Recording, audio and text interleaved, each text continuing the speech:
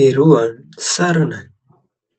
ඔබ සියලු දෙනාම ආදරයෙන් ගෞරවයෙන් පිළිගන්නවා අපේ සංඥා භාෂා YouTube channel එකට. මම මුදිතවංශ ස්වාමීන් වහන්සේ. මම ඉන්නේ ඉන්දිරිය ජේතවනාරාම විහාරේ. අද වීඩියෝ එකෙන් ඔබ සියලු දෙනාටම අපි පැවිදි වුණේ ඇයි කියලා කියන්න.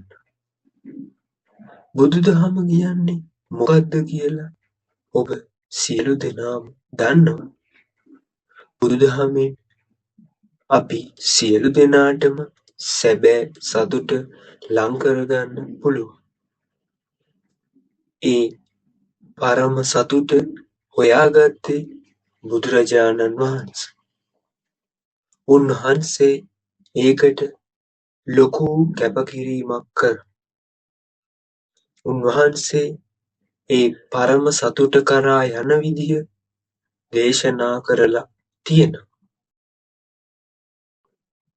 මමත් පැවිදි වෙන්න කලින් යාළුවෝ කෑම ඇඳුම් වාහන විනෝද ස්ථාන ෆිල්ම්ස් ෆෝන් වගේ ගොඩාක් දේවල් වලින් සතුට හෙව්වා.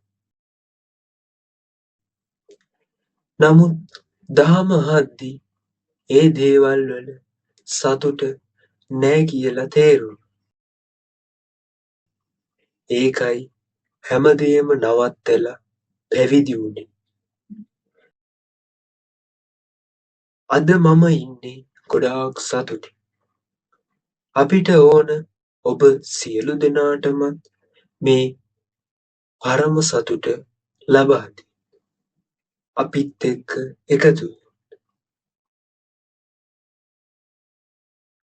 අපි මේ YouTube channel එකේ ඒ පරම සතුට කරා යන විදි උගන්වනවා.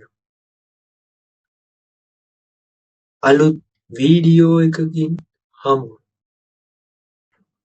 ඔබ සියලු දෙනාටම තෙරුවන් සරණයි.